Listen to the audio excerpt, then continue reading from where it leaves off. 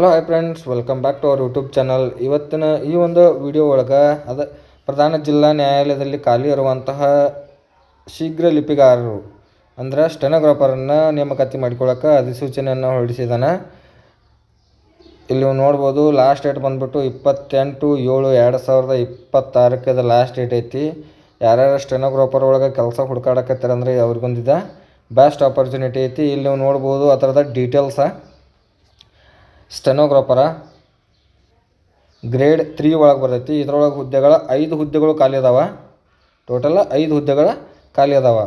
ಮತ್ತು ಇದ್ರ ಸ್ಯಾಲ್ರಿ ಬಂದುಬಿಟ್ಟು 44,425 ರೂಪಾಯಿದಿಂದ ಸ್ಯಾಲ್ರಿ ಸ್ಟಾರ್ಟ್ ಆಗ್ತೈತಿ. ಮತ್ತು 83,700 ರೂಪಾಯಿವರೆಗೂ ನಿಮ್ಮದು ಇದ್ರೊಳಗೆ ಸ್ಯಾಲ್ರಿ ಇರ್ತೈತಿ.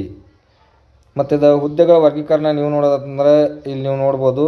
ಪರಿಶಿಷ್ಟ ಜಾತಿಯವರಿಗೆ ಮೀಸಲು ರಹಿತ ಅಭ್ಯರ್ಥಿಗಳಿಗೆ 1 ಪೋಸ್ಟ್ ಐತಿ. ಮತ್ತು ಪರಿಶಿಷ್ಟ ಪಂಗಡ ಮಹಿಳಾ ಅಭ್ಯರ್ಥಿಗಳಿಗೆ ಮತ್ತು ಮೀಸಲು ರಹಿತ ಅಭ್ಯರ್ಥಿಗಳಿಗೆ 1 ಪೋಸ್ಟ್ ಅದಾವೆ. ಪ್ರವರ್ಗ 2 ಏಕ ಮೀಸಲು ರಹಿತಕ್ಕೆ 1 ಪೋಸ್ಟ್ ಐತಿ. ಮತ್ತು ಪ್ರವರ್ಗ 3 ಬಿಕ ಮಹಿಳಾ ಅಭ್ಯರ್ಥಿಗಳಿಗೆ 1 ಪೋಸ್ಟ್ ಐತಿ. ಟೋಟಲ್ 5 ಪೋಸ್ಟ್ ಇರುವಂತಹದ್ದು.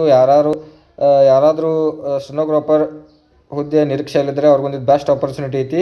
ಮತ್ತು ಅವರ ಈ ಒಂದು ವರ್ಗದಾಗ ಇರಬೇಕು. ಮತ್ತು ಉಳಿದ ಯಾವುದೇ ವರ್ಗದವ್ರು ಇದಕ್ಕೆ ನಡೆಯೋದಿಲ್ಲ. ಮತ್ತು ನೆಕ್ಸ್ಟ್ ಶೈಕ್ಷಣಿಕ ವಿದ್ಯಾರ್ಥಿನ ನೀವು ನೋಡೋದಂದ್ರೆ ಮೊದಲನೇದಾಗಿ ನೀವು ದ್ವಿತೀಯ PUCಯನ್ನು ಪಾಸ್ ಆಗಿರಬೇಕು. ಮತ್ತು 3 ವರ್ಷಗಳ ಡಿಪ್ಲೊಮೊ ಇನ್ ಕಮರ್ಷಿಯಲ್ ಪ್ರಾಕ್ಟೀಸ್ ಪರೀಕ್ಷೆಯಲ್ಲಿ ಉತ್ತೀರ್ಣರಾಗಿರಬೇಕು. ಅಂಥವ್ರು ಇದಕ್ಕೆ ಅಪ್ಲಿಕೇಶನ್ ಹಾಕೋಕ್ಕೆ ನಡೀತೈತಿ. ಮತ್ತು ಯಾರಾದರೂ ನಿಮ್ಮ ಫ್ರೆಂಡ್ ಸರ್ಕಲ್ ಒಳಗೂ PUC ಮುಗಿದಿತ್ತು ಮತ್ತು ಡಿಪ್ಲೊಮೊ ಇನ್ ಕಮರ್ಷಿಯಲ್ ಪ್ರಾಕ್ಟೀಸ್ ಮುಗಿಸಿರಪ್ಪ ಅಂಥೇಳಿ ಅಂದ್ರೆ ಅವ್ರಿಗೆ ಈ ವಿಡಿಯೋ ಸಜೆಷನ್ ಮಾಡಿರಿ. ಯಾಕಂದ್ರೆ ಅವ್ರಿಗೂ ಒಂದು ಸ್ವಲ್ಪ ಅನುಕೂಲ ಆಗಲಿ.